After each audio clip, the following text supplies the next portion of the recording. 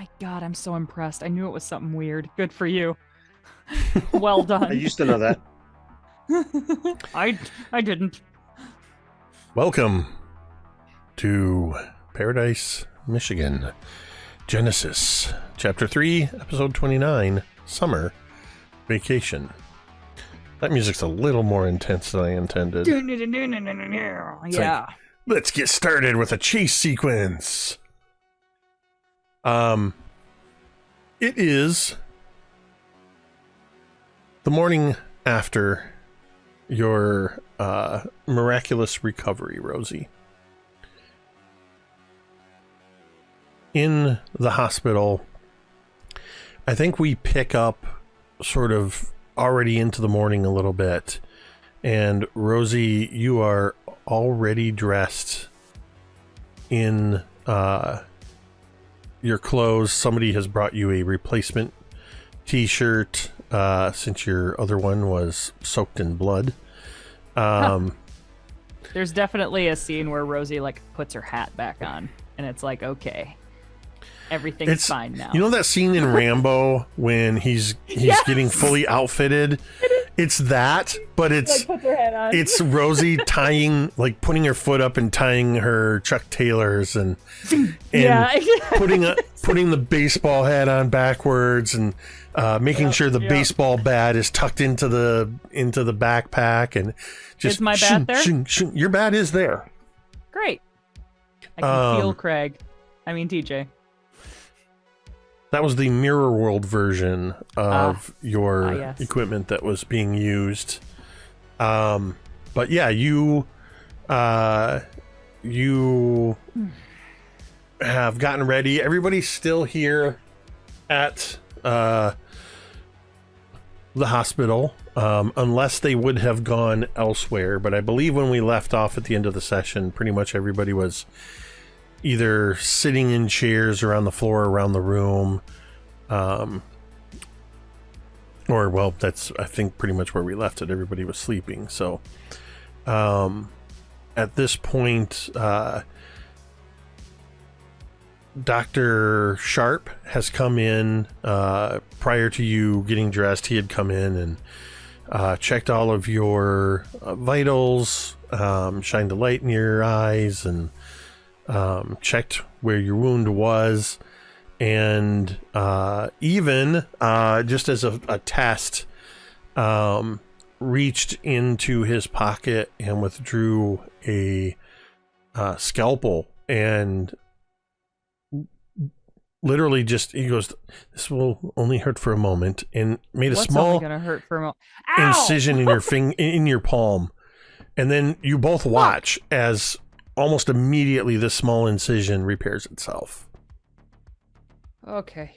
Well, that's a good He sign. says, "Well, your healing factor seems to be working as it should. All other vitals are where they should be. You are going to be released today." Sick. Um, That's great. Director Ashley Raven would like to speak with you and your friends before you leave. Okay. Can we just like can you like get us a taxi or something, or can we just like are our bikes here? I don't know the answer to that question. If you could, when you get dressed, come out of the room into the lobby, and Miss Raven will meet with all of you there. I will talk to some people and make sure that transportation arrangements are waiting for you when you get upstairs. And I think as you there's this, I know we said we joked about the whole Rambo getting ready sequence, but I think as he goes to turn away from the bed, he suddenly kicks something, and it's your baseball bat. Oh, that sort of skitters across the floor, and he kind of looks like, and reaches down, and he picks up the wooden Louisville Slugger, and he kind of looks at it for a second, and then he hands it to you. I take it back. It's almost like there's electricity in it. When you take it from him, as he kind of gives you a half smile and nods, he turns and leaves. You look down at your bat, Rosie, and on the handle of the bat are 2 handprints that have been burned into the handle. Oh, cool. Exactly and in the same place where TJ held on to it when he... I was gonna say, I put my hands on it and realized they're not my handprints, and I know pretty immediately that that they're his, and I'm just like, and Rosie just kind of like smiles to herself and nods. As is you the rest of the... Sorry, go ahead. No, you go ahead. Ask your question. I was just gonna say, is the rest of the crew in this room? No, right now? No. Oh, okay. He's got everybody else's out in the waiting room. Oh, okay. And has asked you to come there. However, as you go to tuck your bat away, you do notice one other thing. Mm-hmm. You know, on the very bottom of the handle, there's usually some kind of a stamp. Yeah. Mm-hmm. There is something engraved in the handle on the bottom of this. It says, hold on a second. Okay. It says, please roll on the D100 table. Oh my god. That's from Craig, specifically. Says that?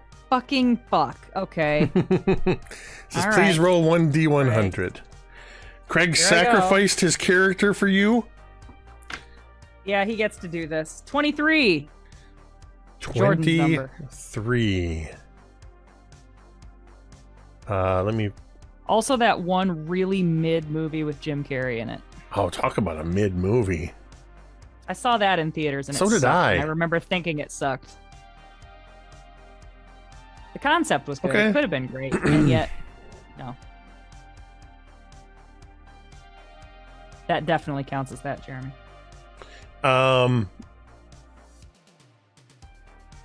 You... Wait, it counts as a what? It counts as Jake saying Craig helps with this part. That's the bingo square. That'll count. Oh, good. I got distracted because I saw your exclamation in chat, Tamiko, and I was like, what did you do? I forgot forgot the bingo cards. So which square are we checking off? Because I missed that too. The one that says stuff. Craig helped with this bit. And hand stuff. And hand stuff, obviously. Yeah, and yeah. Pop earned. So, Thank you. did you say 22 or 23? 23, the number 23. That's right. We had this whole sub conversation. Yep. It's all right. So number 23 is adrenaline boost. This is obviously a positive effect. Yeah. You feel stronger than ever. The next time you need to make a brawn check, the die is treated as if it has automatically exploded once. Brawn? And you have a D20 brawn, don't you? No, my D12? D20 is grit. D12 is brawn, but I have some pluses. So the next time you make a brawn check, you start with 12. Rosie, make a brawn check real quick. I'm just kidding. Fuck you. No, that's not fair. No. I need to see if you can open this hospital door. You're You've not been through my a real lot. dad. Okay. So, Rosie. Perfect. Sick.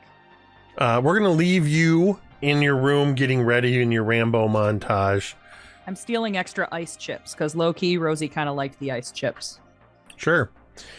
As we head out into the reception area. This is that same reception area where Oak and Laz waited when they first brought Rosie here.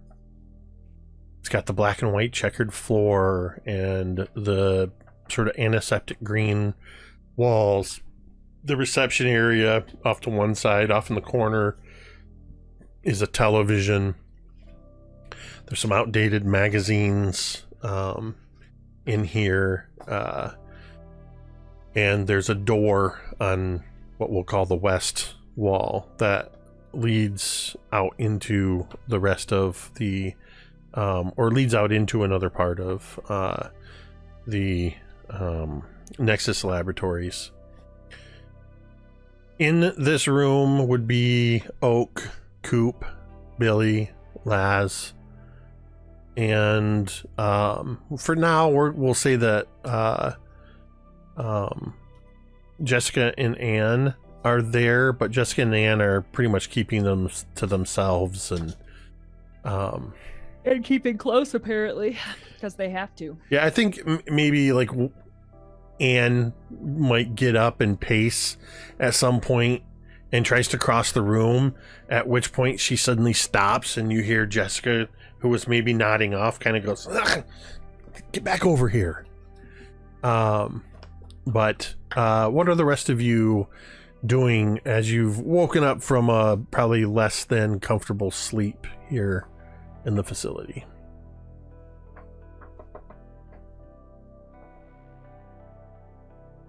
I think Laz is sitting in one of the chairs with his backpack and like his wadded up like sleeveless denim vest kind of on top of it, and he's kind of got his arms wrapped like around the backpack and like through the straps to kind of hold them from falling, and his face is just kind of like buried in the denim vest as he's just kind of sleeping like that.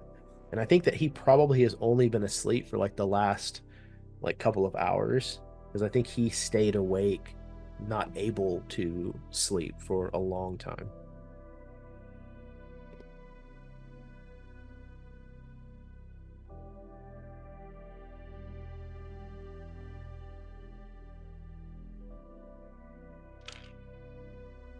Anybody else? I think Oak is also probably. I think Oak slept because he had to, but I think intermittently Oak is like getting up and checking on Laz as often as possible. But in between that, you see that like Oak's got he's gone to, I would only imagine, like wherever the kids section of this like The waiting this room. like waiting room is, and know exactly what you're talking about. he's using the toys and the blocks and stuff and like the crowns and like whatever he can get his hands on to like design a diagram of like what needs to happen so that Rosie can get her memories back, because he can't deal with this gap of lost memories. Like the idea that you've lost this, and by proxy it hurting Laz as well. Like something's not right if everything's not whole, you know? So like he's like, I gotta fix this. And so he's over there like in that corner kind of doing what he does in conspiracy boarding, but then every couple hours he'll wake up, go check on Laz. Laz, if you wake up in the middle of the night, occasionally you find vending machine snacks, just sort of like, you know, with a little note being like, hey, you gotta eat, you gotta drink, like just keep hydrated. Aww. You're fine, you know, like I'm here for you, bud, if you need it, you know. One just says hydrate or dihydrate, buddy. Hydrate or dihydrate. The funny thing is, Oak thinks he was in the section for kids that's related to the waiting room, but he wasn't really, because this is the fucking Nexus project. It is. You're right. So what Oak really found was like the little room that have the toys and the blocks and stuff like that they used to do experiments on kids, probably. Oh God, yeah. Like the observation room. He's like, what's this mirror in for? Stranger Things, you know? Yeah. I love that. I like I like the idea that Oak thinks he's in the kids' waiting room. He's using all this stuff, creating, and we see the camera sort of pan slowly back. And what Oak doesn't see is on the other side of the room is the gurney where a kid would be strapped down, and there's the different machinery and readouts and Gonna pop that audience reminder in there.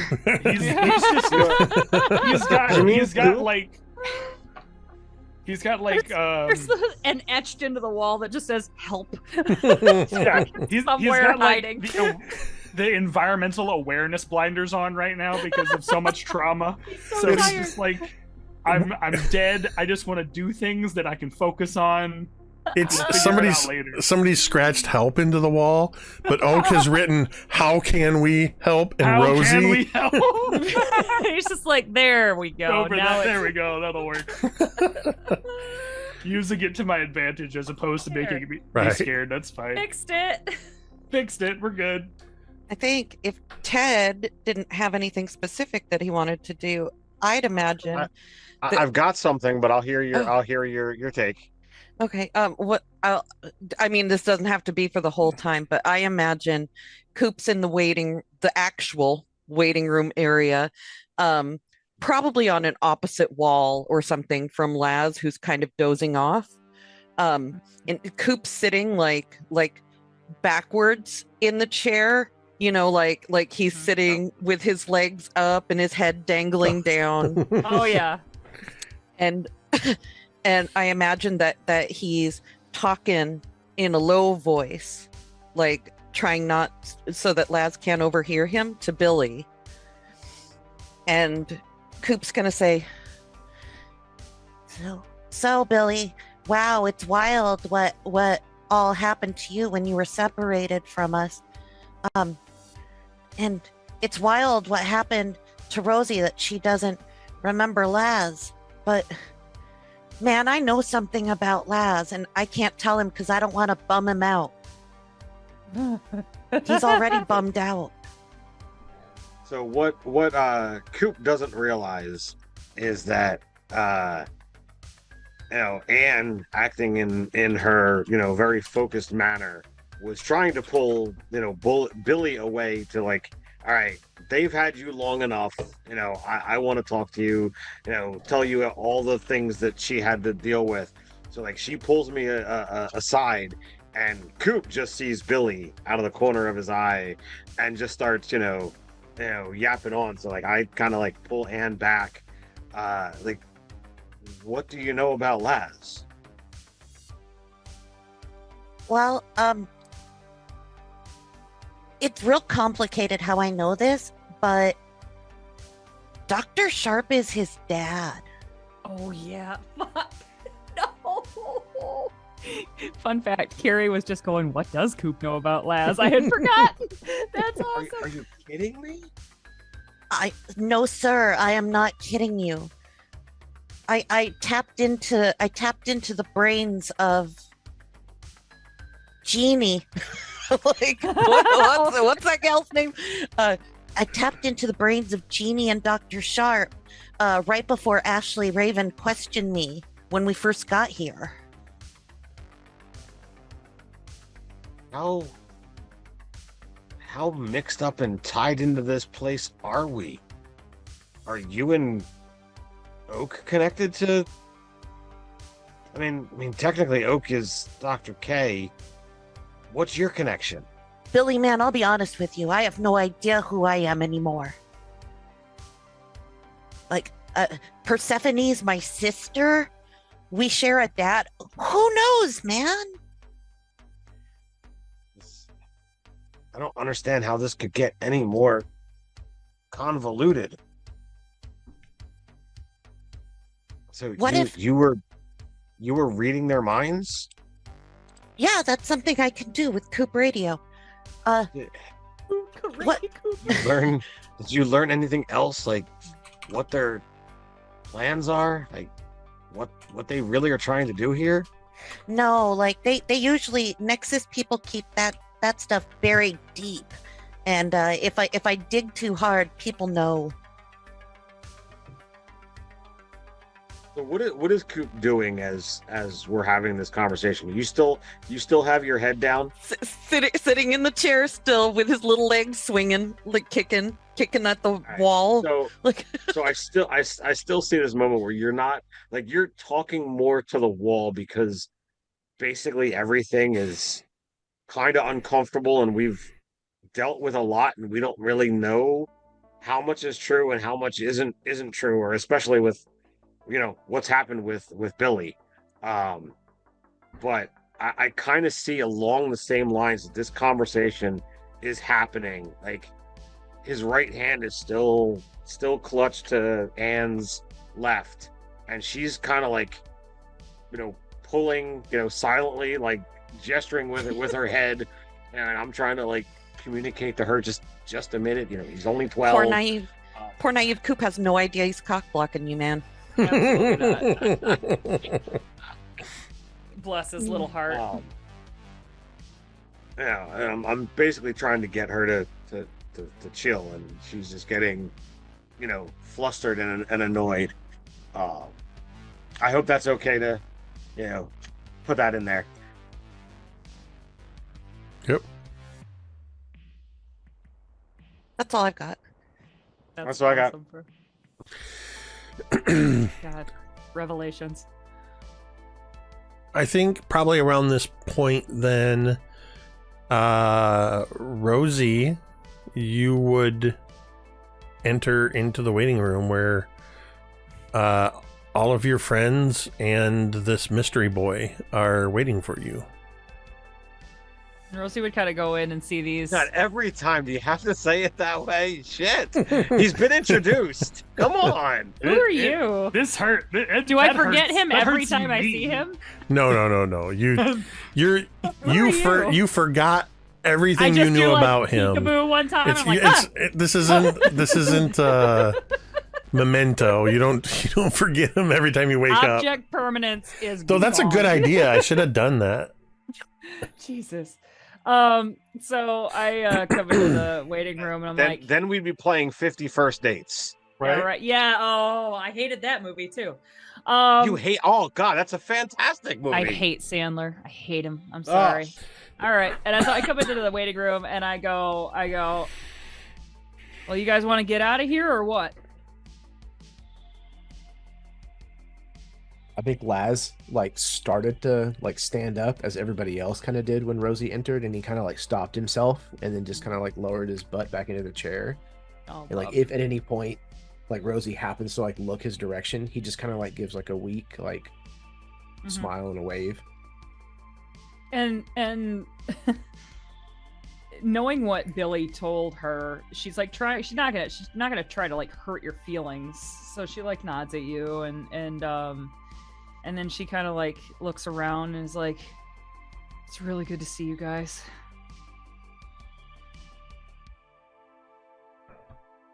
I'm just glad to see that you're all right. Me too. I guess Dr. Sharp said my healing thing wasn't working there for a minute. That could be a problem. Clearly, it's when the girl who can't die gets close to death, it's a bit weird. It's a bit unnerving. Just when I think I got a handle on the rules, it's like they changed the rules, It's bizarre. Unbreakable doesn't mean bulletproof. Yeah, apparently. Coop, I learned that the hard way, and I punch Coop on the shoulder. Ow. I'm sorry. Well, the keep changing of the rules is something that they keep keep throwing at us, and it's getting freaking annoying. Yeah, tell me about it. Well, it's getting annoying and it's getting more dangerous. I mean, but your healing powers are working again? That's what Dr. Sharp said. He seems like when, an okay dude, and he seems like he knows what he's talking about. When she says Dr. Sharp, I immediately turn and look at Laz. Who? And then whenever she says that he's a pretty good dude, Laz is like,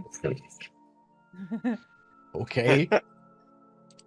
Well, I mean, you saved my life, dude. I think that's a step in the right direction, at least. Wouldn't you say so? And Rosie kind of like looks offended that you're giving this guy shit who literally saved her life. Yeah, but he's also been an asshole like every other time that we've ever run across him. Would I remember including him being an asshole? torturing kids. Oh, would I remember that part? You remember everything, everything? except for Laz. In fact, I would say it this way: any memory you've had that involves Laz, if it was just the two of you, I have that memory, but it was you just have me. the memory, but you just you can't see who that was. You don't know who that was. And if they were group memories where Laz was involved, you just don't see Laz in those memories, or it's like there's this hole there. So is it like when you're getting a migraine and you can't see past a certain part in your eye? In Rosie's memory, who's the person who blasted Persephone? Just some faceless nobody? She just died. She just accidentally blew herself up. I think in Rosie's memory, she sees Persephone get blasted, and when she sort of recovers from the blinding effect of that, she just sees a pair of Chuck Taylors running around the corner. Oh Jesus! Disembodied. No. I don't mean he was invisible. I mean you just see the last moment as he goes around the corner. Oh, you meant like empty Chucks running down. No. That would have been awesome. so? He's not literally the invisible man. That's cool.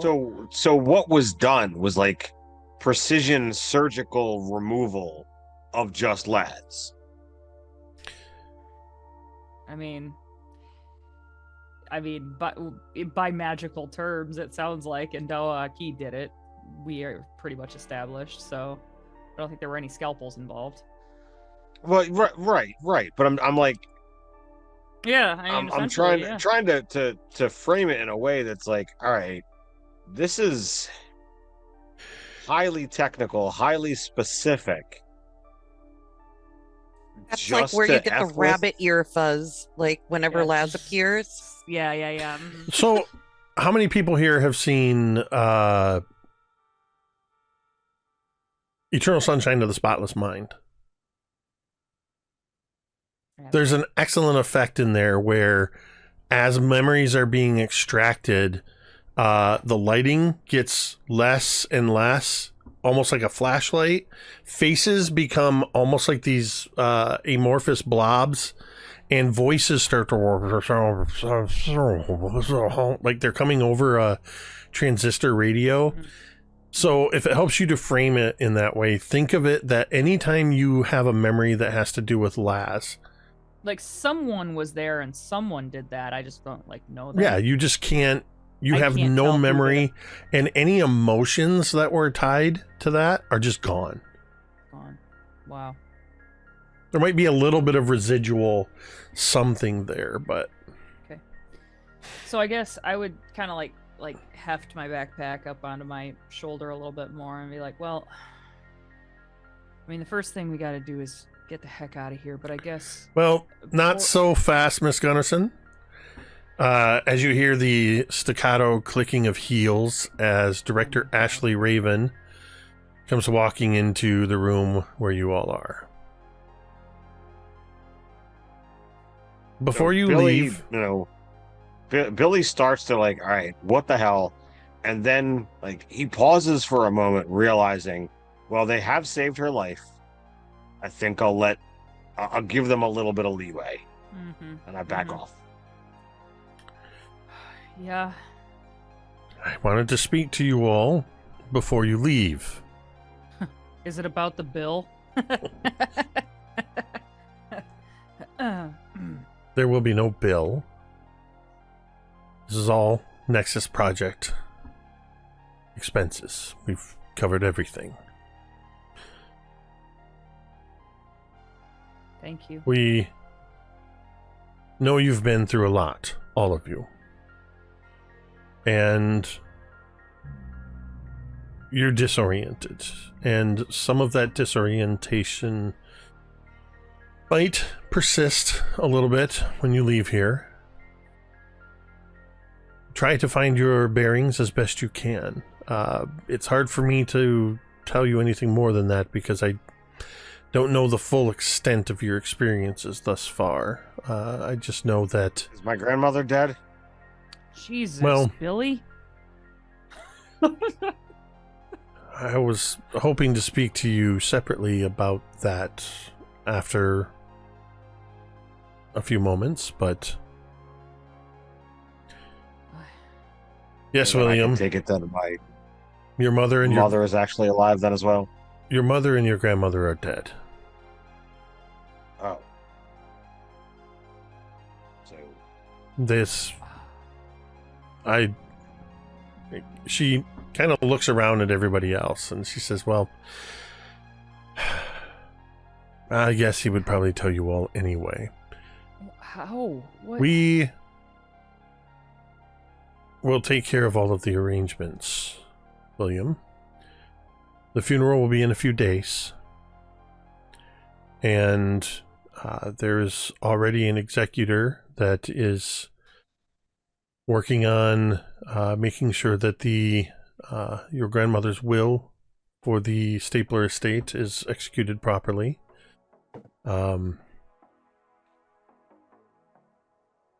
You are a minor, and with your mother and your grandmother gone, well, you won't be allowed to go home alone. Do you have somebody, and she looks around at all of the others, that you can stay with for the next couple of days? he realizes, like, with everything that's happened, like, none of the other kids does he feel would immediately jump up. Like, he looks to Anne, and Anne doesn't have a place. It's Jessica's place. And Jessica certainly hasn't, you know, they haven't fixed their relationship. So, like, Doesn't Jessica he still live in a likes- trailer Yeah. yeah. in this iteration? So she doesn't have an extra room. Let's be real. I think Laz would. So step there's not even forward. room for Anne, let alone Billy. Right. I think Laz would step forward eventually, at least, and say, "Hey, Billy, you can stay with Oak and me. We got room." Are you sure? Yeah, yeah. Mama's not gonna have a problem with it. Jeannie's so fucking cool. I think Oak at that too is just like he puts like he comes over and like he'll put like a reassuring hand on your like elbow or your shoulder, like not you know, like somewhere on your forearm, and be like, "Hey man, yeah, So no problem." as you You're- approach, yeah. you know, Billy is like taking really, really deep breaths. Like there was a lot of like when someone, you know, said like, you know, hey, Persephone's messing with our heads. He's like, all right, maybe my mom really is alive. Like he doesn't care as much about his grandmother though. Like there still was like mysteries to unwrap, but he's been clinging to that desperate hope that, you know, they're actually alive. And when she's like, oh no, they're gone, like Ooh. the Yeah. pit falls out of his stomach, and like he's like on the verge of hyperventilating. So like when you come up and like touch him, like there is like a physical jump and reaction because he was not connected anywhere. You know, there's no lash out. It's like it's not like, you know, gonna attack you or whatever, but like he wasn't expecting the touch. I'm sorry. It's No, it's okay. I just wanted you to know, man, you're like a brother to us too, man. So if you don't have a place, absolutely, we'll take you in. okay. And like you can see like there's probably like Oak and Billy are the smart ones. So I imagine that there's probably way more conversations that have happened off screen between these Mhm. two, you know, getting into some of your conspiracy stuff and whatever have you. You know, so you can see like his brain is probably going a mile a minute trying to like put together pieces that just aren't fitting. It's what you see in Billy's faces is if somebody took uh like 3 different puzzles and grabbed a handful of pieces and threw it, like a handful from each, and threw it together, and he's trying to put the pieces together. Like nothing is fitting. So he doesn't have words. Oak has some extra ecto cooler high C Capri Suns that you can have. Yeah. Oh my God. Absolutely, man. And he'll like actually go over to his backpack and he'll reach in and he'll grab one and he'll bring one over. Like, Ecto cooler. I listen. can see it. I loved Ecto Cooler growing Ecto up. Cooler was the best. Who didn't? Of course, Oak would be that niche to be like, I can't just get the high C. I have to get the Ecto Cooler, especially during like the Halloween season. It has to happen. Like, and I think you kind of see that Oak is looking at everybody. He's looking at Coop. He's looking at Billy. He's looking at Laz and Rosie. So when you look to Billy, like he's got the Ecto Cooler in his hand. Yeah. But he hasn't drunk it. Like that is how much disconnected he is at the moment. Yeah. Oh yeah. You've got to poke your straw in it.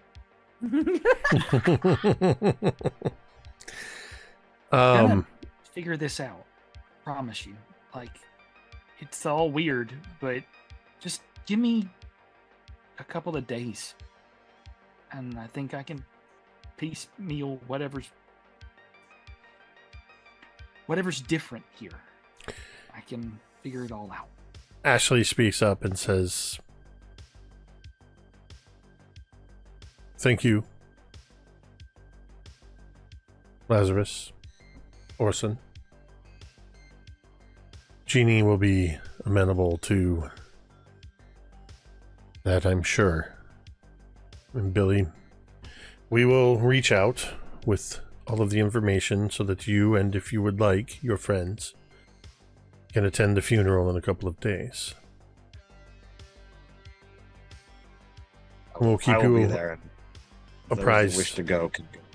We'll keep you apprised of all of the legal information. We are currently trying to track down your older brother, who is, I believe, 18. I believe so. Things have been very disconnected as of late, and I believe, I don't know. unless I'm mistaken, and Tamiko's notes contradict this, at least one of the iterations, you didn't have a brother. Correct. Like, I remember that. in one of the iterations, it was the memory of your brother was gone. the first iteration, I had a brother, and you know, he supposedly was coming to visit grandma, but we never saw him. Then the second iteration, it was, I don't have a brother, and then things have changed that I have a brother, but he's not a full stapler. He's a Simpson. That's what I remember those bits and pieces. So all of you, and I think kind of playing into your own confusion a little bit, your characters are struggling to grasp onto things because you don't Everything have, keeps changing. with the exception of a couple of things, you haven't had, all of you have not had a flood of new memories come in. Only Laz and Oak did, when they came through into the waiting room, and Oak realized that he had been adopted by the Eccles and was Laz's brother. So anyway, Ashley then says to all of you, now, you may all keep your guest badges. Those will get you in through any of the Paradise Orchards processing facility entrances, and those will also get you limited access into the laboratories here. But please don't abuse those and give us reason to have to take those away from you. But we want you to know that you have full access to us. Wait, like you're gonna be cool all of a sudden?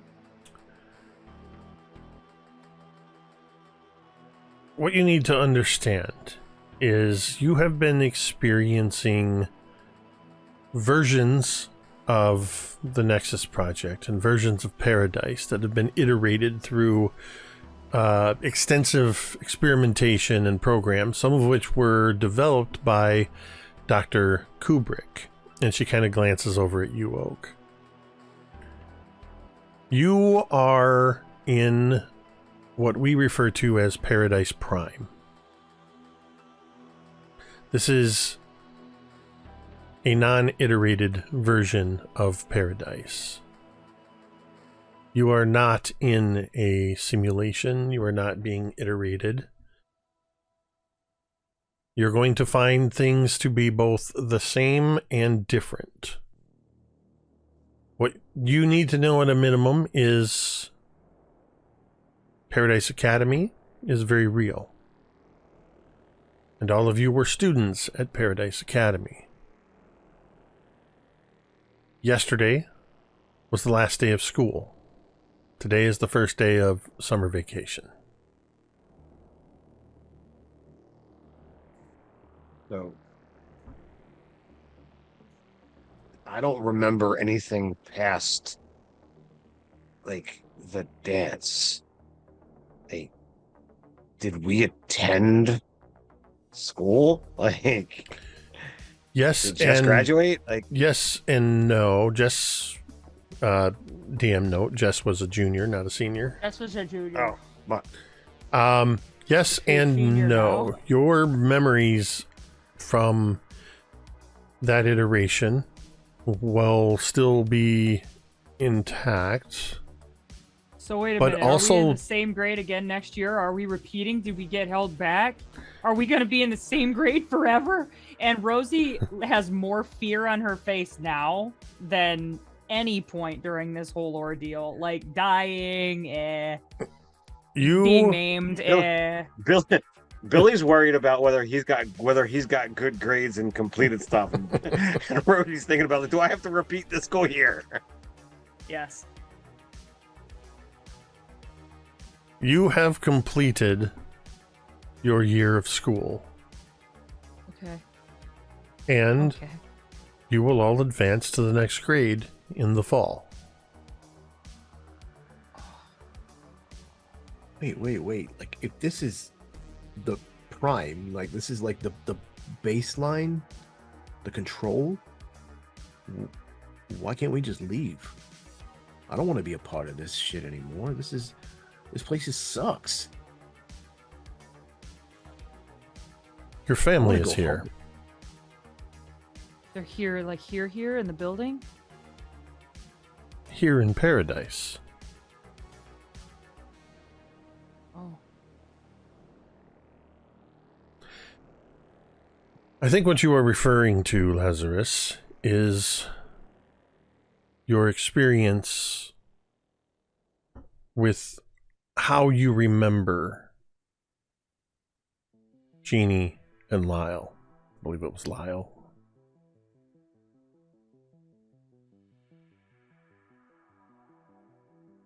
When you first came to Paradise, and for most of your lives that you can remember, you were part of the experiment.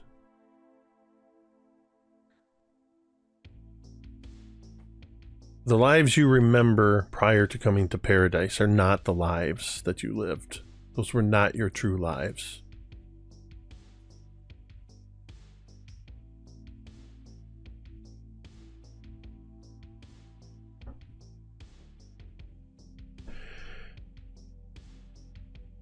This is a lot to process. And as I said, you have your badges and we are available. But we have conferred amongst ourselves and with the board. We believe that the best thing is for you all to go out and enjoy your summer as much as you can.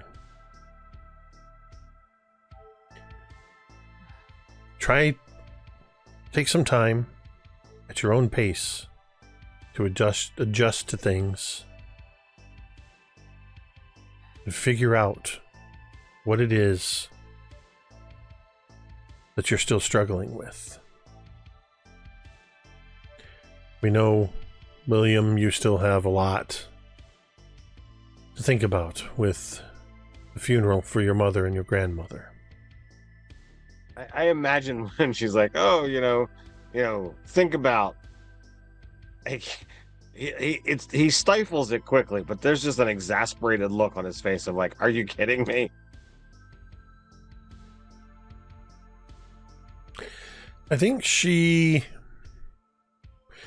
What die level is your?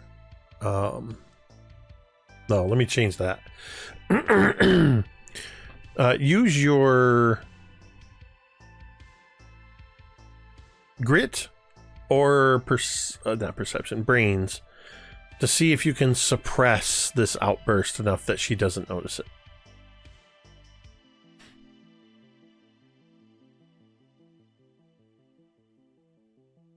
Nine for brains. I think that's pretty much right on the verge there, and I think she basically says,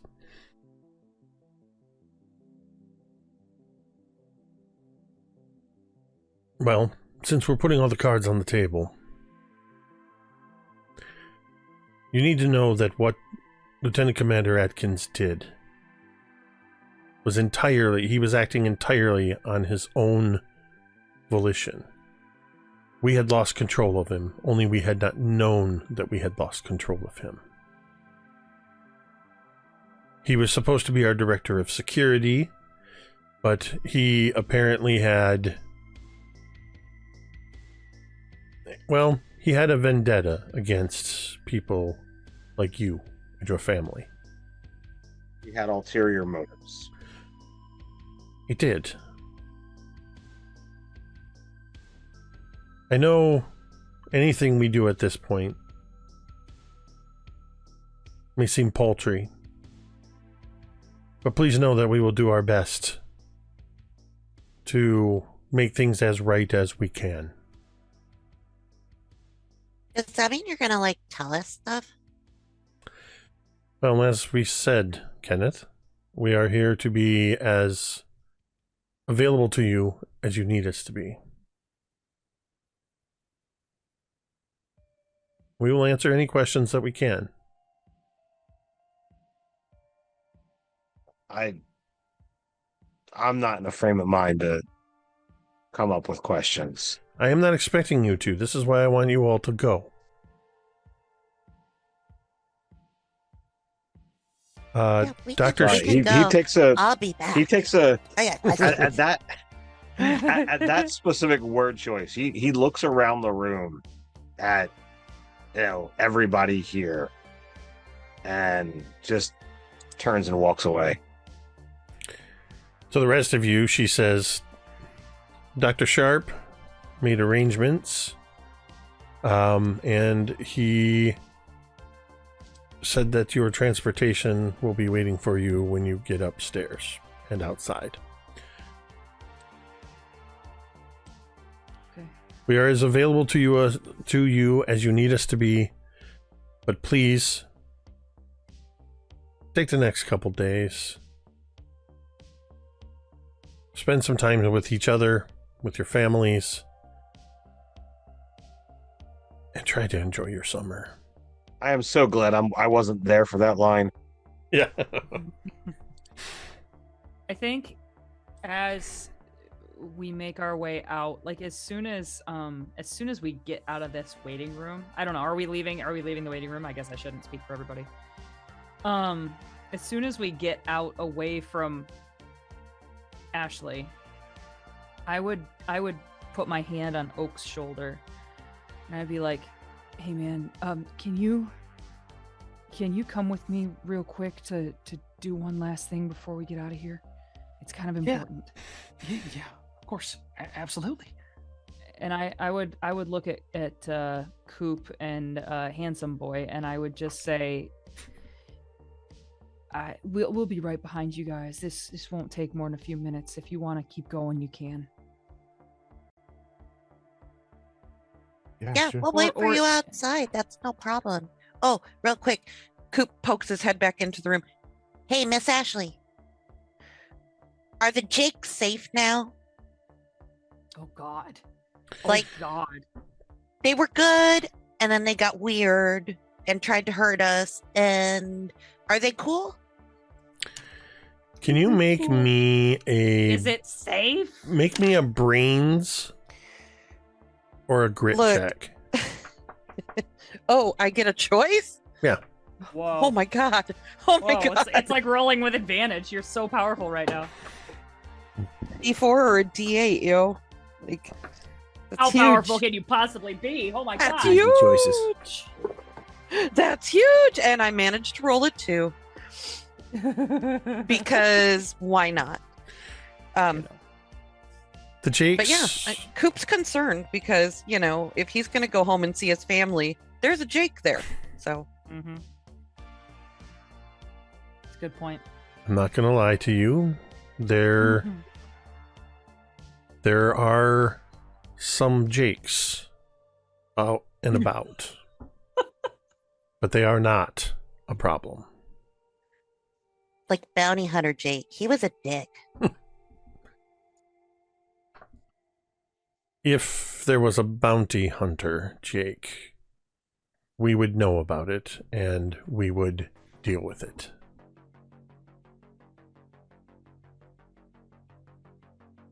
At most, you will find, well, your mother's boyfriend. There are 2 Jakes that work in maintenance at Paradise Academy. There is a delivery driver in town and a Greyhound bus driver. And I believe there's a couple more around town. But they should not be an issue. It should not cause you any problems. Okay, thanks, Miss Ashley. Just wanted to make sure I wasn't going to get killed in my sleep. Oh God damn it! Oh Jesus! Oh my God! Amazing, dude. Amazing. All right, so everybody but Oak and Rosie head upstairs. Oh, God. And upstairs is simply going to the elevator and taking the elevator up. Rosie, where are you taking Oak? To Persephone's containment room.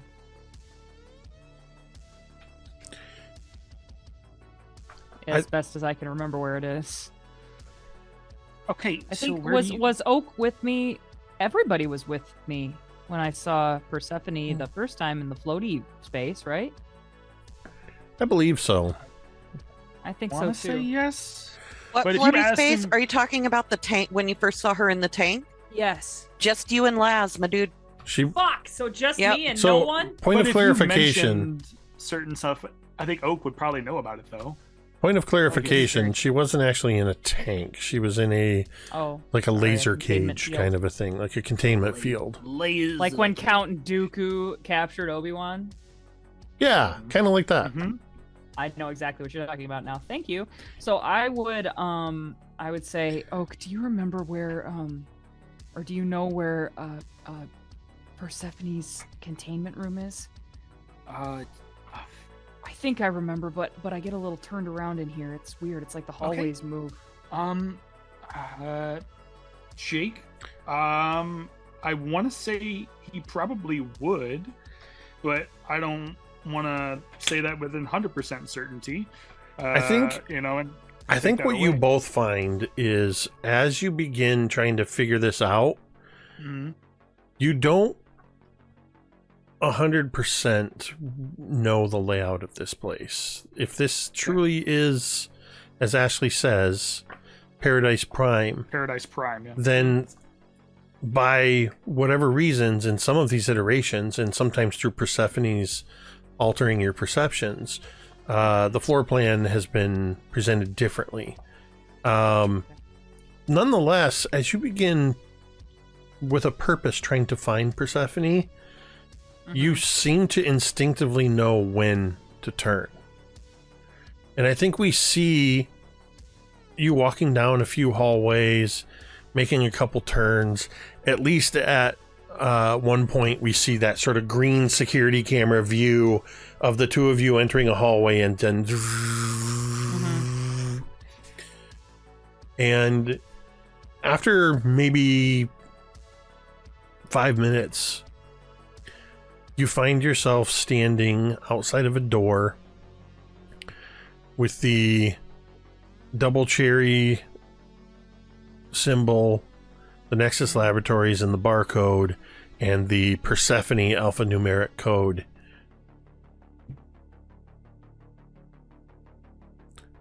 And as you stand in front of that door, the door just goes and opens of its own, just a hair. Ooh. And Rosie has been moving with a purpose, like through these hallways. And all of a sudden, like for the first time in several minutes, she hesitates. And it's just like, just kind of staring at this open door. And it's like, she wanted to see you. Me? Oh, okay. So you have to come in with me. Well, yeah, I will. Are you sure you want to do this? Yeah, I think I have to. Okay. Well, if it's something that you want to do, and he takes you, you watch as his like one of it like you watch as his hand takes yours. He's like, I'm right behind you. It's okay. Go ahead. And I take your hand, and Rosie is probably squeezing a little too tight, but she doesn't realize it. And she goes in with you into this room.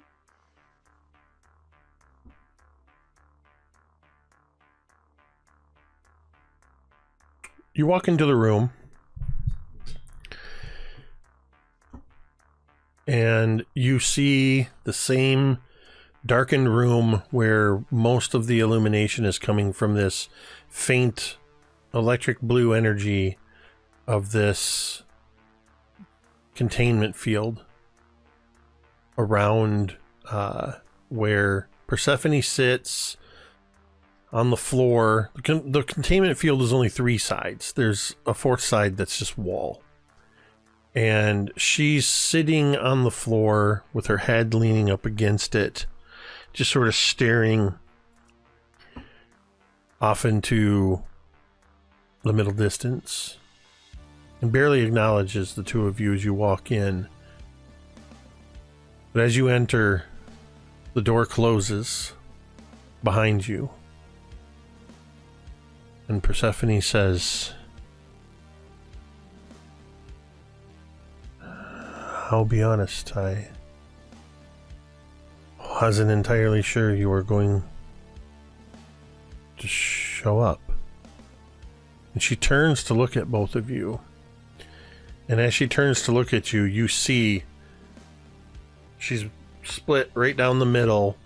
And half, the entire right side of her body is, not only is it spectral, but it's continuously, though nothing seems to go away, it's in this state of continual, almost looking like it's, the energy is dissipating. But she doesn't lose any content, if that makes sense. It's like a moving spectralness to half of her. And I would just say, to be honest, I wasn't entirely sure all of that wasn't a dream. I was a little loopy on the meds, you know how it is. wasn't talking to you. I kind of like look down at Oak. Hello, ma'am. Hi. I know that I'm meet you at some point when I'm older, but I also know that I know you wanted to speak to me, and Do you want her here? I'd very much like for her to stay here, please. Otherwise, I'm just a young kid that you're gonna pretty much lock in a room with you. So I'd very much like to have at least someone here. I put my hand on Oak's shoulder then, and I like kind of give you a squeeze. You're not afraid of me, are you? Well, you don't in here. seem to. Well, you also don't seem to be all here. Well, you can thank your brother for that.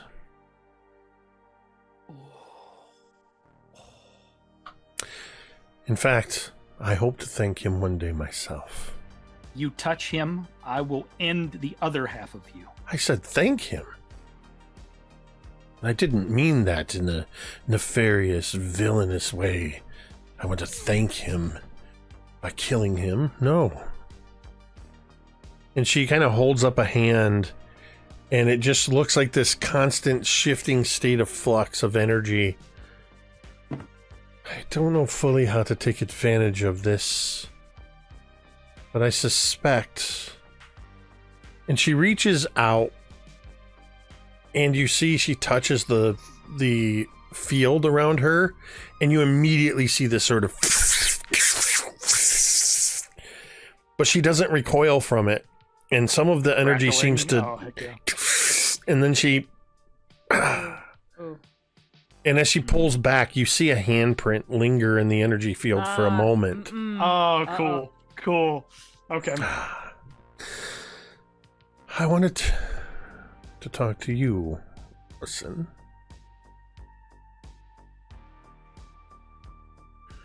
Please just call me Oak. I mean, so many people today have been calling me Orson. It's so hard to keep track of all of your, if you'll pardon the vernacular, iterations. Yeah, I could say the same thing about you. Dr. Kubrick, Oak, the spaceman. And so many more you don't even know about. And I've seen more versions of you than you can even fathom.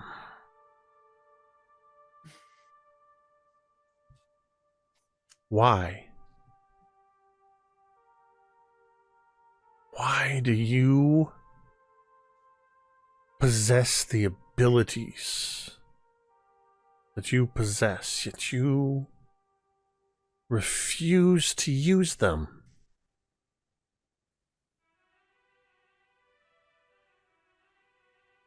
Well, and he sort of like kind of, is there anything in this room, Jake? Just hear me out. Is there anything in this room like chairs or anything like that? Like observational space, I guess? Nothing. It is the containment field and the two of you. Okay. So Oak kind of just gives like a reassuring pat. Correction. There's in each corner of the room, looking down at cameras, the containment field, there are security cameras. Yeah, figured. Okay. So he'll give like a reassuring pat to Rosie, sort of like, I'm gonna step forward now, it's okay, like just know that I'm gonna move forward into the room. And then he'll be like, well, the thing is, almost every single one of my friends has been hurt through numerous things that this place did. So if there's multiple versions of me out there, which I know that there are, the reason why they would be out there is because somebody did something to piss me off, which made me have to go and solve a problem that I wouldn't have had to solve had Nexus not been poking where they didn't need to poke. So I guess my question is, I know I'm young, but I'm not stupid. So You hear Rosie go, hell yeah, under her breath. why? So you asked to see me, and you ask why I don't use my powers as much. Well, I think I've kind of figured out why. Because every time I use my powers, it destroys, changes, manipulates the entire system. You want me to change the entire system? Change everything? Change That's just Rosie? the thing, Oak. You have the ability to change the system, to alter the events in your favor. Mm-hmm. You've always had this ability. Look at what Rosie just went through. Yeah. I know. She and never had to take that bullet. You could have stopped it. Oak, that's not true. It is true. As soon it's as the not. bullet was fired Don't from put the that on gun, him. he could have stopped it. That's not He fair. could have changed was- it. It all happened so fast. He couldn't have done anything. That's not fair. He controls time. It's irrelevant how fast it happens. All he has to do is want to change it. He did everything he could. He did nothing. I did everything I could to make sure that you had the powers you have. Oak, we You- should go. This isn't getting us anywhere. You see that Oak is breaking down, crying in the room, but silently, and he holds up a hand. Rosie has already, when you hold up your hand, I imagine Rosie's already like grabbed the back of your shirt and is kind of like tugging you. It's okay. And she stops when you It's put your hand it's up. okay. It's okay. You're right. You're right, Persephone. I didn't do that. You want to know why? Because I'm a kid. And sometimes when kids go through trauma, they don't know the right answer to do. I'm not an adult, and you're asking me to make adult decisions just because I have adult memories? Ask me to do that? And so, yeah. Could I have saved you?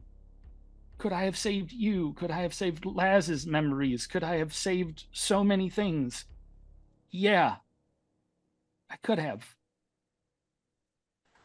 But I just remember the last few times that I've tried this. I've sent us so far in the past that we had to go through multiple different universes to get back. I've done so many things. So when you ask why I didn't do this, what if I had? And then I can control time. I can change the system. You're right. But what if I did? And then the iteration that came out of it didn't involve Rosie, didn't involve Laz. I would have done everything I could to save her, and then she's not there? That's not how iterations work, and you know it. You designed the iteration program. Yeah, but you can break programs, Persephone. programs are not infallible. And anyway, he didn't design anything. Orson, Dr. What's-His-Nuts did. It took me 30 years to get there. 30 years. And yeah, you're right. I could probably recall that right now and figure everything out. But that's a hope and a dream and a wish. And you want me to make a wish on 7 of my best friends? My family. I'm not doing that. What about your friend's family? And Billy? Billy's family? Kenny is my brother. Yeah. I was a child when you came to South Manitou Island. Yeah, and I've been doing everything I can in my power to get back so I can save you. You all stood by and let Algernon take me. Oh, so you're mad? You're mad because you're mad because I chose your daughter over you? I left you in South Manitou. You left me lost in time. I had to grow up without my father. I had to make my own family. I had to do things you can't even imagine. You talk about 30 years you're going to have to wait to become the Kubrick who does the incredible things that he does, and the even longer time to become the man from the moon. I spent 100 years manipulating time so that you could have the powers that you have now. The things that I have done to make you who you are today. You have no idea.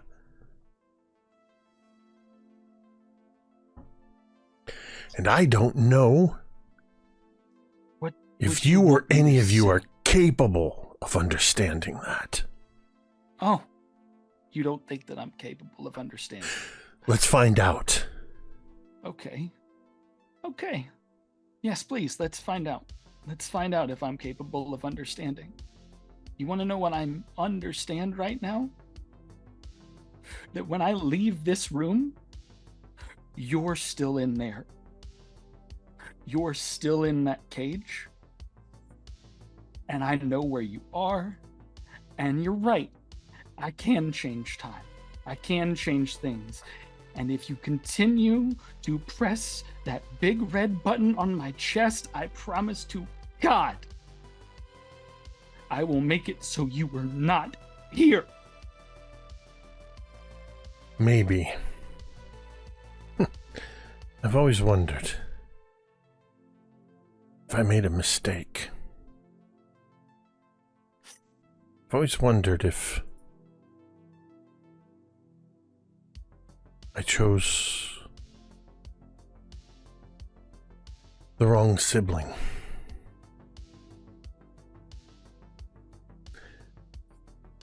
Maybe you should have been left dead in the car and your sister should have survived.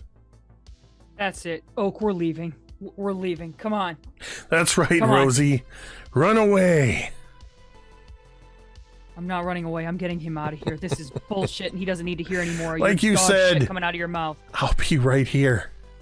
Damn right you will, and we're fucking leaving. Look at us walking out the door. Boy, isn't freedom nice. Go fuck yourself. Come on, Oak.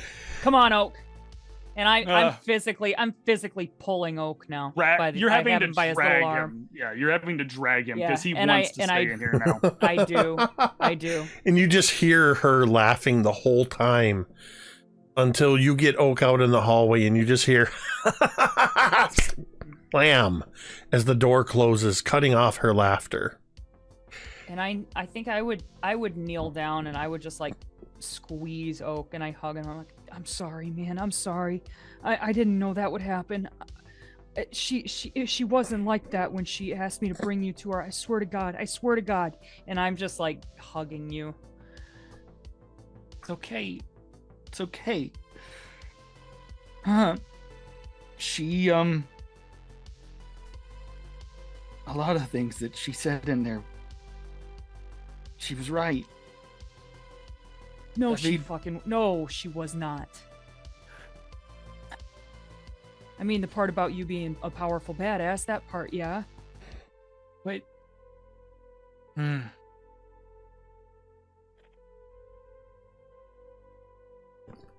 He literally can't get words out for a moment as you're hugging him, and then he like looks to you and says, I just want all of you to be safe. I just want to be okay. We're safe. We're safe now. We're okay. And you know, if that means that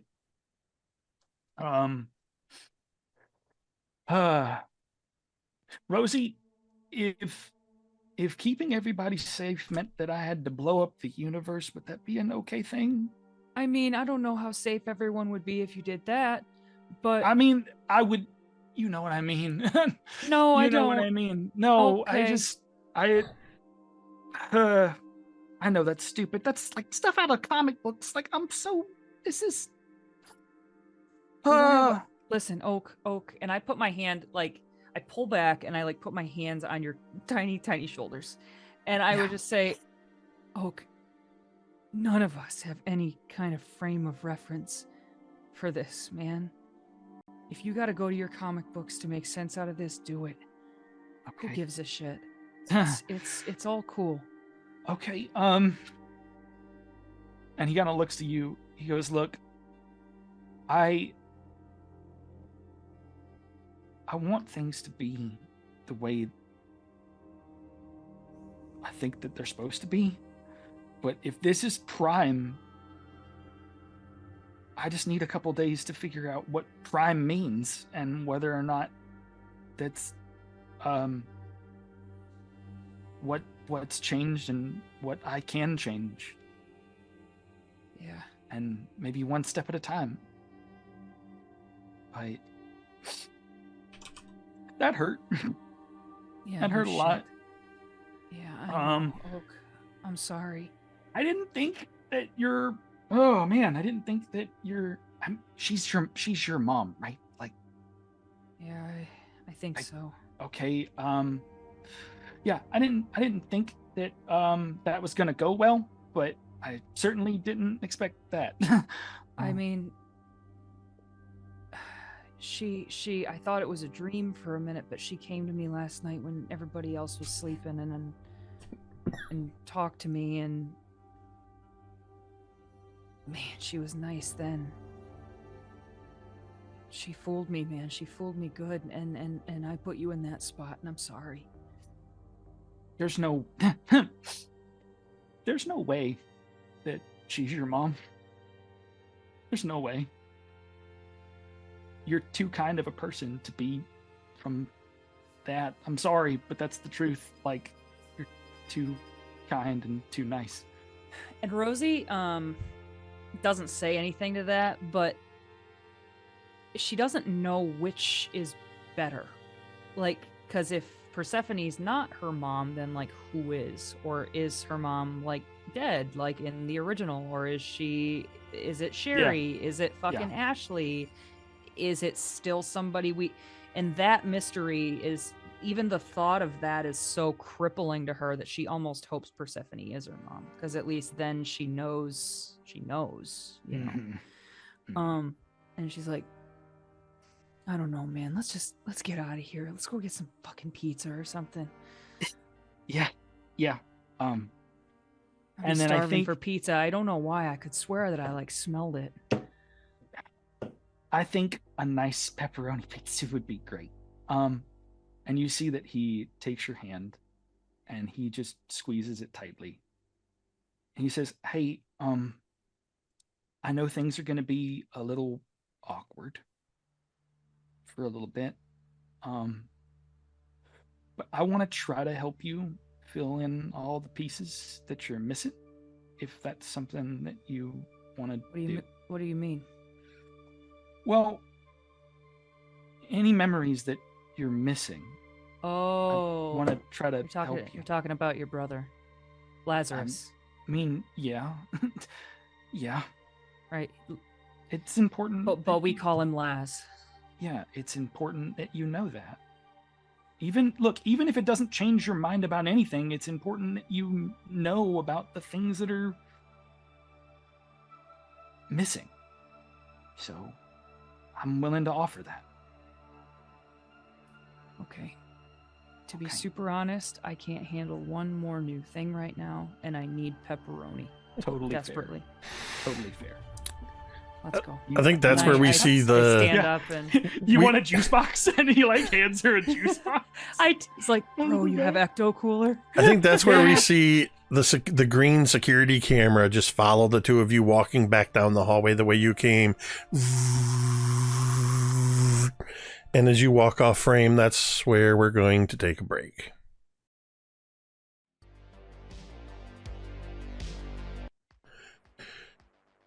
And we're back. We are going to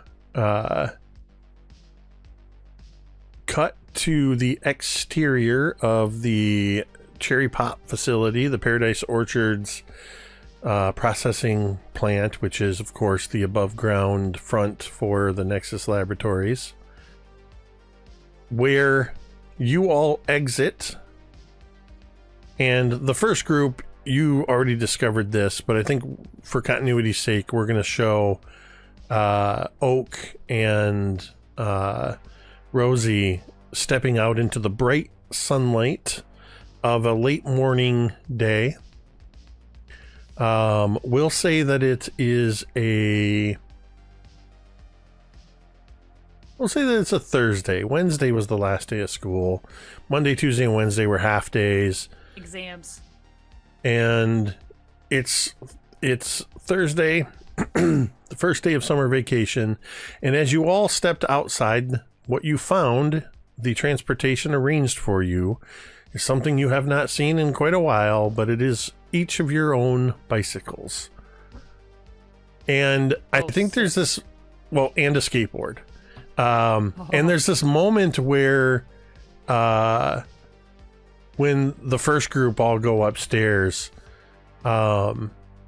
Jessica and Anne walk over. Jessica walks over to where her pink bike with the white basket and the tassels is, and Anne kind of looks past her, and there's a second duplicate bike. In fact, it's a mirror image of her bike. And Anne walks over and looks at the bike, kind of flips at the tassels, and then she just goes, "Ew." Yes! M's not here, so I had to give those of you that needed an ew an ew. Yes, Did that give you a bingo, Jeremy? It does, in fact. Hey, But also, it feels you. very true to Anne. Yeah, 100%. As the 100%. antithesis of Jessica at times.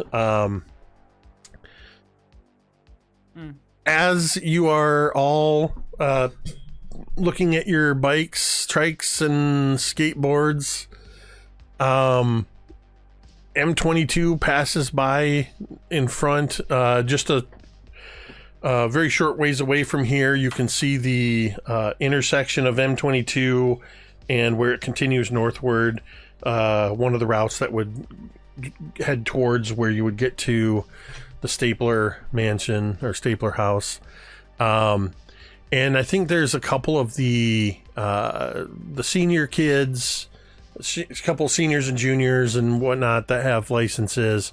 There's probably a couple cars driving by, and you hear Alice Cooper, "School's out for the summer." Oh my god. And then that kind of fades into the distance, and without a top on it, and two of the boys in the back are standing up, which is wildly illegal, but like not today. yeah, and I think that the Jeep, Yes. the Jeep is all girls. And then behind them is a lifted pickup truck with like the rally bars and the lights. That's got the two shirtless boys standing in the back holding on as they're yelling and calling out after the girls. But as that truck drives by, you hear, "Take me down to the Paradise City where the grass is green and the girls are pretty. Take me home."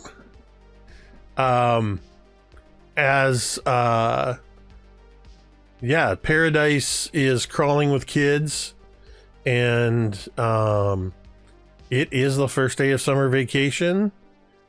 Despite everything that has happened, you are all free with your bikes. You are all just a bunch of kids on bikes. What would you like to do? Oh my god, let's go to the beach. Let's go to Maniacs. Oh my god.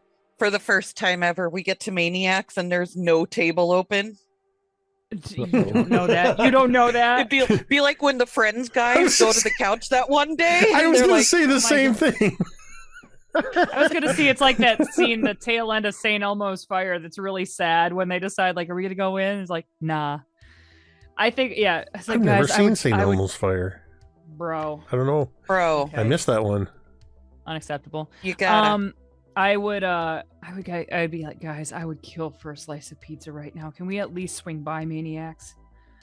I could eat. Yeah, I'm starving. Is Billy still with us, or did he really bounce? Like he is there, but he is being like Okay. just led along. He seems a little sad for some reason. I wonder why. Okay, perfect. Like, all right, well, all right. Last one, there's a rotten egg, and I freaking eat, like, there's dirt that flies up behind my bike. Aw. Everybody takes off. Coop's like, Beans.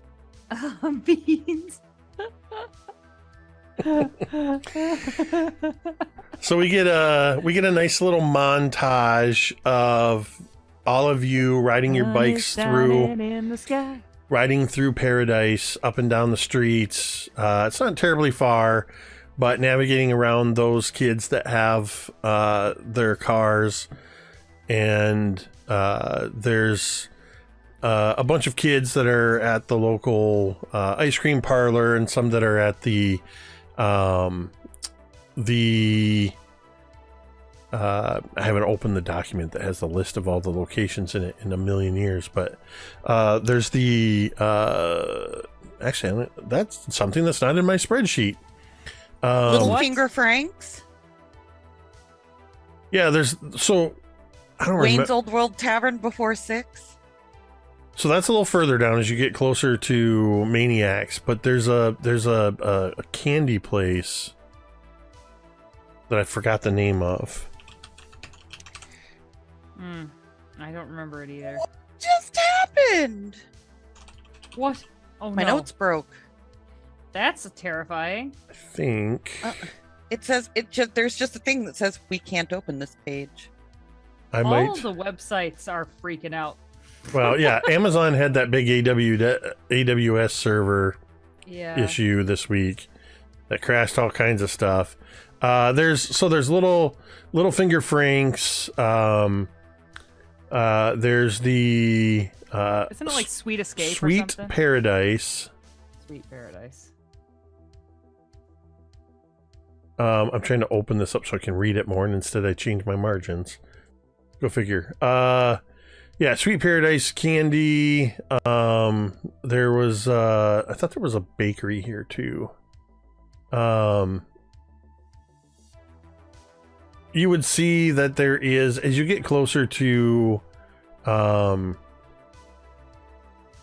Cooling Rack. That was the name of the bakery. And I think the bakery is the one, the Cooling Rack. You find it's a little bit of a double name, because they also sell, this time of year, they open up a part of their shop that it's an ice cream shop as well. So there's, kids lining up for that, 11 a.m. ice cream. Nothing wrong with that. But as you approach down where you see Jean's Cafe next to next to Wayne's Old Town Tavern, and across the street you see Maniacs. Next to Maniacs is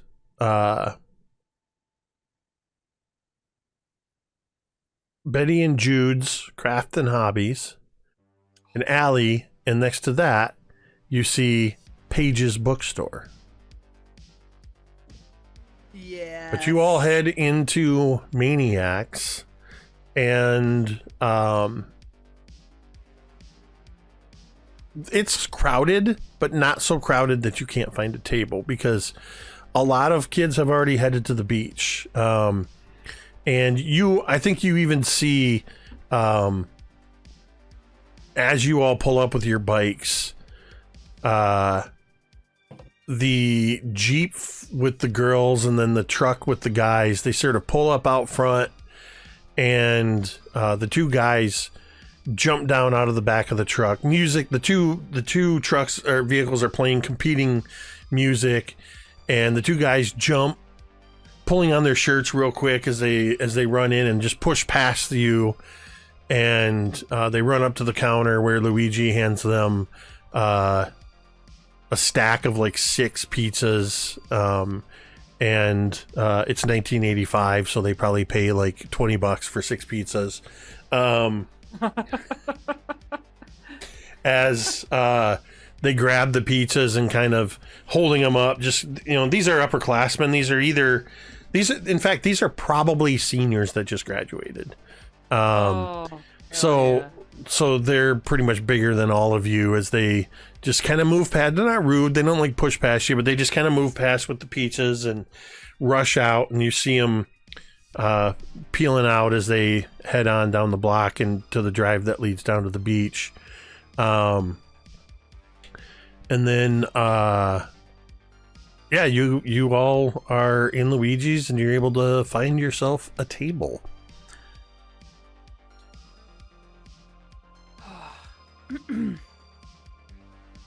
What's the plan? Just order some pizzas and... I think so, and just kind of decompress for a second. So pizza and chili cheese fries.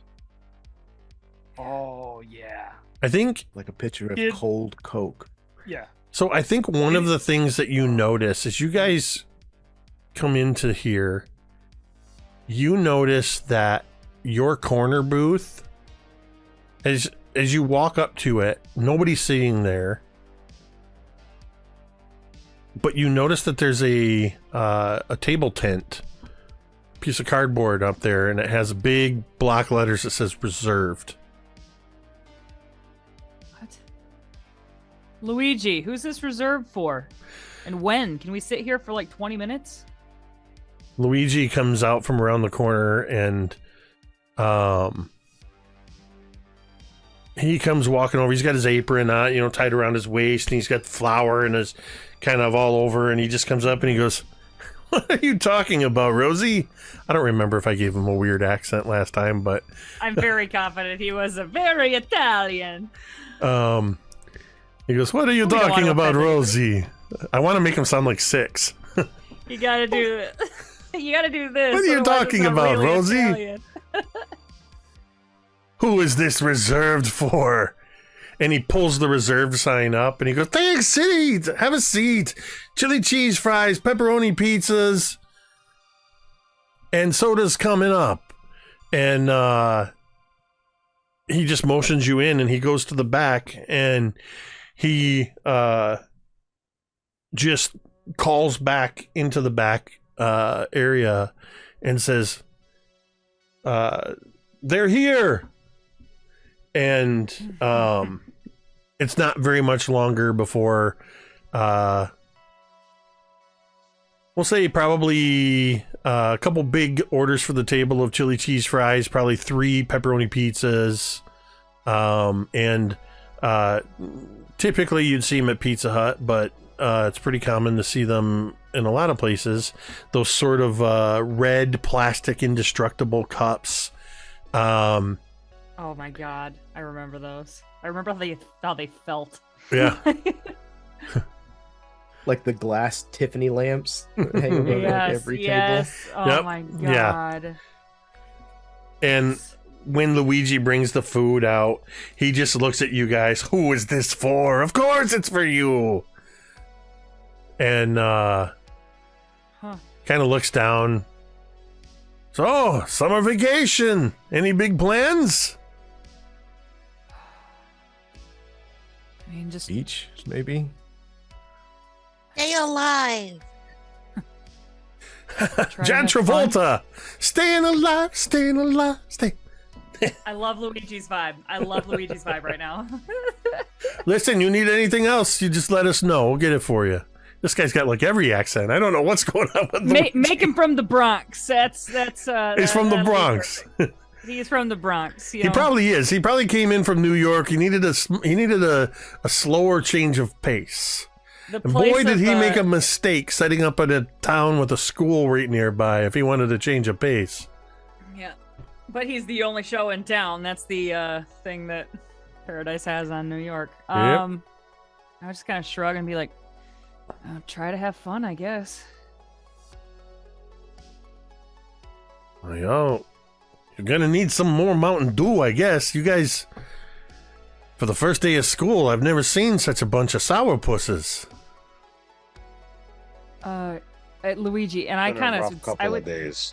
I would stand up from the table and kind of gently lead Luigi away by the shoulder and be like, Billy's mom and grandma just passed. And you realize as you grab him, he was about to say something, and no joke, the next words out of Luigi's mouth were about to be, "Who died?" Oh my god! Oh my god!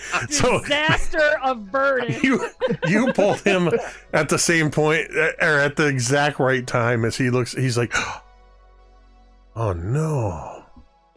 For real? Man. I'm sorry to hear that. All right, well, sorry about the comments about sourpusses then. You guys take all the time you need. Don't worry about it. The pizzas, fries, it's all on me. You guys enjoy your first day of summer." Thanks, Well. Luigi. Means a lot. And you let me know if there's anything Luigi can do. That sounded very much like, do you want me to commit a crime on your behalf? It's like, you just let me know. Hey, if anything needs to happen, with nobody, You need me nobody to take care of dies. something. Luigi knows more than just pizza. I got You'd things be in my car. You'd be surprised how much stuff just happens to fall off the back of a truck in Paradise, We've developed more backstory for Luigi in the last 5 minutes than at any of the previous 90 episodes. I love him. Luigi I love is him. secretly a Jason Statham level fucking. That's why assassin. he had to leave New York. He's like, I can't. I have to have a slowest. I have He's to have actually a My brother character. Mario works with a lot of industrial equipment. He's actually a character from The Sopranos who's in hiding. He's like, what's a stereotypical Italian name? They'll never be able to find me. Luigi, perfect. Hiding in plain sight, right under their noses. Exactly. Where will they never look for an Italian But man? now I got a Pizzeria. mustache, you know? I didn't used to have the mustache. Now I I was do. clean shaven back home, but now I'm the hiding. facial hair, they'll never know. I'm hiding among the Hicks. My God, amazing. In New York, my name was Francis. Here it's Luigi. Like Luigi better. You Anyway, yeah, I can't be think we found all when you're with the fudgies. we are all somberly eating our pizza, quietly trying to enjoy and decompress. I think. The scene is Sound yours. So like, Billy, grabs, whatever spices are on the table, puts that on the pizza, puts the chili cheese fries on top of the pepperoni pizza. Oh yeah. Is just going to town, hoping a food coma will deal with whatever is missing inside. Would you say he's wolfing it down? You might say that. Well played. I Hold can't up. always make the puns. I was trying to serve that up to you guys. Coop, Thank you. Coop, you started to say something. Oh no, Coop was just gonna be like between bites of pizza. Like, so like, what else is new with everybody? I feel like it's been a second since we've all been Yeah. together. Well, I've been doing this and that, finding out there's really nothing on the other side, basic stuff. What did you see while you were, Yep. I was in that mirror world, man. The same thing that Anne and Jess have been stuck in. I think that's like, I don't know how I know, but I mean, I'm pretty sure it's like gone now. Like gone for good. Like you killed him? Well, no. I think the world is gone, and I think TJ killed that thing. That spirit thing. The shadow monster thing? Yeah. I think TJ got him, and I show everybody the marks on my bat. And I would just say, like, that's him. I still don't know what the hell this means, and I show them where it says roll a D100 on the end of my bat. I'm like, I don't know what the hell that is. I do, but I don't know how that's relevant to the baseball bat. But I'm sure we'll find out. It's a Dungeons and Dragons thing. D100. It's a type of dice that you roll. What does the 100 mean? 100 is, well, depends on the list of things you're rolling against. Sometimes the GMs will, the dungeon masters will make ones really good, and sometimes so you can roll 100 on this thing? Really good. Yeah. Yeah. Well, I thought you could only roll like a 6 on a dice. Well, like the dice that you play with, if it has 100 sides, wouldn't it be like one of Rosie's baseballs? Oh no. Okay, so It's 100 sides on a dice? I mean, I'm sure there's probably somebody out there that's made one, but I don't own one. But typically you roll like one that's a 10 and another one that also looks like a 10 but has like other like the 10s, 20s, 30s on it, and then you roll both of them, and then if they come up with like triple zeros, that's 100. Are you saying during this game that you got to do math?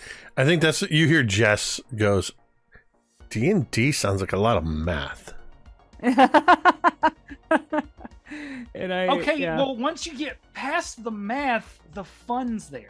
Like you're more invested for the story rather than the math. Like type 2 fun, like the fun you got to work for, that kind. Okay, wait a minute. Are you comparing, Rosie? Are you comparing D&D to like diabetes, like type 2 diabetes? No, no.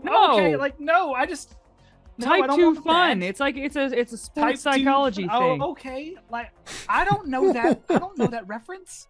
Okay, jeez. Type 1 fun is just like la-di-da, roller coaster all the time. Okay. Type 2 fun is the kind of fun that you have to work for and then it pays off at the end. Okay, well then, That's okay. You got to do math to get to the fun part?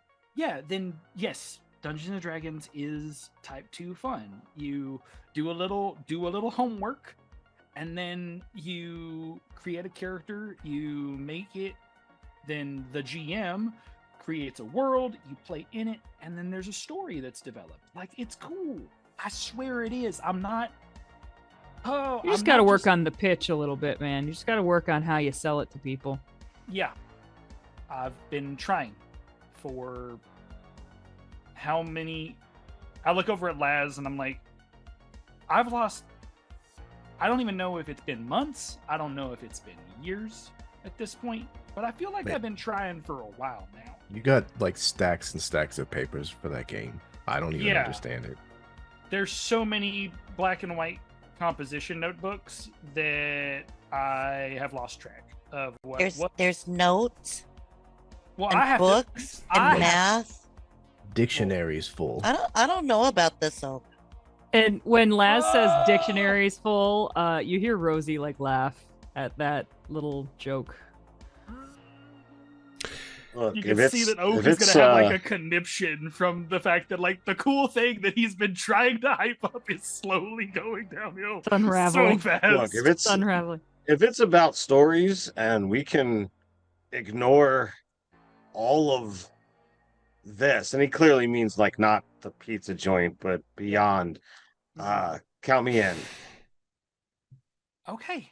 Yeah. I'll do it if Billy wants to do it. Yeah, I mean, Sounds it's a as- really good way to like escape from to escape from reality for a small slice of time. Well, I'm down for that. Okay, yeah. If I would- everybody, if you promise to help me with the math. of course, absolutely, yeah. There's. Like this isn't. Go ahead. We're not talking like complex math, right? This, I mean, not that I have an issue, but I mean, no, unless you start rolling unless you start rolling really high and like getting a bunch Like of one of them dice 100s. things that stack on top of each other, and then you got to count all the other things. It's not as convoluted as it sounds. It's supposed to be fun, it's supposed to be simple. you brought this up before. It's like addition and subtraction. It's not like it's just figuring out basic- formulas. It's basic math. It's not asking you Never to do like you- fractions. You don't have to like times by anything, right? No, I mean, no. Okay. Not- I'm in the 6th grade. I can't formulate anything. I'm 12.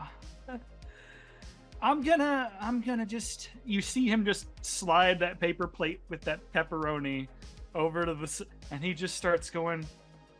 It's just this food will help. Food will help. Just don't have a panic attack right now. Just About that point, Mm. you, Rosie, sense just off to your periphery, somebody has just walked up next to your table Mm-hmm. and is I look. standing there a second waiting for the conversation to stop. And you look up and you see a boy of about 16. He's got shaggy blonde hair. Oh no. In fact, as you look at him, he kind of tosses his hair a little bit, goes like this. He's wearing red swim trunks, and he has a white t-shirt that says Lifeguard. Paradise Surf or something like that. God. He doesn't have a shirt that says lifeguard, but the shorts definitely say lifeguard. Not literally the word lifeguard, but they're lifeguard shorts. And he looks down and goes, "Hey, sorry to interrupt, but I just had to come over, and I just wanted to come over and say hi. It's Rosie Gunnarsson, right?" Yeah. So wait a minute. We're all assuming this is Jimmy. Is this Jimmy or It's not Jimmy. Okay. I didn't. Okay. No, this Sorry, isn't Jimmy. Did that exact same thing with his shaggy blonde hair, so I was confused. Okay. I was just Is like, this Dallas Rogers? No. Rosie. This is nobody you've seen before. No, Rosie is kind of like looking agape at this. This boy, is and- this kid, the 16-year-old's probably already pretty close to 6 feet. He's lithe but muscular. He's got a swimmer's but also a bit of a baseball player's body. And Okay. I'm gonna say make me a brains check, because I want to see Awesome. if you can tap into some new memories and see if you know who this kid is. I got a 3. You don't really recognize him. He goes, "Hey, I was pretty sure it was you. Yeah. I was there in Manistee when you pitched that no hitter. I saw that. Oh. It was Ye- pretty impressive. You got quite the Well, arm on you." Yeah, thanks. I do. I do what I can.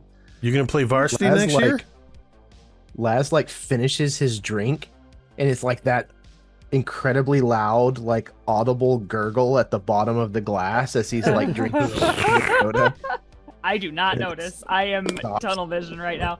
Be like, I mean, yeah, I'm gonna try out. I hope I make varsity. You'll make it. Yeah.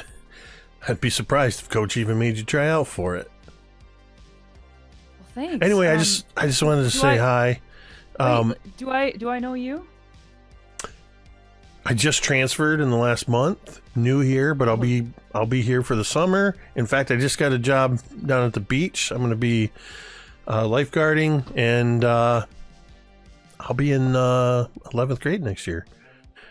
Wow. But no, sorry. The name's Jake. Jake the lifeguard. And he says, hey, I assume I'm going to see you and your friends here down at the beach later? Oh yeah, we hadn't made any plans, but I would love to go to the beach. We have to wait 30 minutes before we go into the water, though. Smart, Yeah. smart kid. Yeah, we gotta Bring your glove. Nobody, Yeah.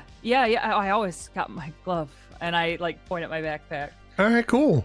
Hey, it was nice meeting you, and all of you, I guess. We'll see you around. You see you around. Have a good round. He leaves, and you watch as he heads out the door. And you guys, your little corner booth, is right by the window. You watch as he walks out, and he gets in a car, and you hear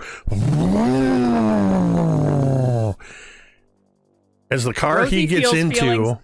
That she, to her knowledge, has never felt before. The car he gets into is a black Trans Am with tinted windows. And Hold it, Tamiko. Full circle. he rolls the windows. Well, he doesn't even have to roll the windows down. This time the windows are down, the T-tops are off, and he gets in, and you see him reach up where there's a pair of mirrored aviators hanging on the rear view mirror. Oh my God. And he puts the aviators on, adjusts the mirror, and then he turns and looks towards you all and kind of gives you the finger gun salute, and then looks over his shoulder, and you hear he doesn't gun it, he doesn't squeal his tires, he carefully pulls out, but he definitely gives it a little bit of and as he pulls away, you see where this rear spoiler is, and there's a dent in it. Oh! And that's where we're going to end tonight's session. Feelings right now. Yeah, she's feeling feelings again, to her knowledge that she has never felt in her life. So, holy shit! Wow, this is going to be a problem. This is going to be a Twilight situation. It's going to be a young adult novel. Literally, Team Jacob, perhaps. Yeah, Team Jacob. I didn't even think about that. That's a Team Jacob Twilight and- reference. Team Jacob and Mr. Pale Boy. Amazing. I'm not I like to familiar with the imagine- franchise, but I know the names. I like to Yes. imagine that he was standing in such a way that even if Laz wanted to get up, he was completely blocking your exit from the he wouldn't booth. be able to. And he was turned, so he wasn't even really acknowledging you. No, God damn it. What do you do when you jeez. take away 1,000%. when you take away the girl's memory of the boy she loves? You introduce a new potential love New interest. boy, obviously. You I little knew- mermaid I nerd, knew you that little the- mermaid nerd. I knew Yeah. that the hook was getting set when as soon as he walked up and I described the shaggy blonde hair and the hair toss, and you were just like, ah! Oh my God! Yep, that'll do her. That'll do her. Holy shit! So- well, Be thinking. ooh. Fantastic. So next week, it's a weird situation because in game it is not Tell me about Halloween. it. In game it is not Halloween, but it will be Halloween Eve when we play next week's session, and costumes are optional, encouraged. I'll be wearing a top secret costume. I'll be wearing an 80s costume. Neo. And but also be thinking about you're literally getting a beach episode next week. So Awesome. if there's anything that you might want to do where you think you need to give me a heads up, feel free to do so this week. Otherwise, Awesome. I've got my index cards with your names on them and a few plot devices and points and things. And we'll see where Beach Day takes us next week. Join us on Monday for some Pathfinder 2. We are playing Seven Dooms for Sandpoint, and they just had Tamiko and Carrie and some others. They just had a lovely dinner, and some cultists showed up, and they wanted to take the kids and kill anybody that got in the way. And one of them turned into a horrific monster and is currently trying to eat one of the characters. So, it's all good. We'll see how that turns out, and potentially, I don't think we're 100%, but there's a strong possibility that Sky Metal Iron Gods will be returning on Tuesday. Listen, no shade to our GM, because we had a major campaign shift when a couple characters basically died or were taken over, more or less. So she's got a lot of work to do. So just stay tuned. We play that game every other Tuesday. And then, of course, we'll be back here on Halloween Eve next Thursday, October 30th. Don't forget to check out pavlov.org/roll between now and the 28th at midnight Pacific time to get your sweepstakes entries in for a chance to play in Legends of Eleonora, A Reaping in the Shade, our fourth Legends of Eleonora Pavlov charity celebrity charity D&D game happening on November 9th. With that, I want to say thank you to everybody. Shout out to Monty DL, who resubscribed for 63 months. Thank you, Monty DL, for being here all this time. We always appreciate that. Of course, Carrie propping up with one pop and not using it in the session in which you sent it in. I typically don't. That's why I don't. Of course, shout out to everybody hanging out in the chat. We always appreciate seeing the conversations and theories and what have you taking place in chat. And if you are somebody that likes to lurk quietly in the background, or maybe you're watching with us on the VOD in the future, know that we appreciate you and hope you are enjoying our games as well. And of course, a huge thank you, as always, to these amazing players who continue to let me take them on. This is like a roller coaster that just never ends, and we're constantly laying track and changing the course and even changing the kind of ride it is. But they're in it for the long haul. Thank you, Chad, Tamiko, Gary, Ted, Jeremy. And though they were not with us tonight, they were with us in spirit, M, without whom this would just be me talking to myself for a couple hours. With that, we're going to go ahead and end the stream the same way we end every stream. And you can say it with me if you want. That guy's Jitter's really full. tan.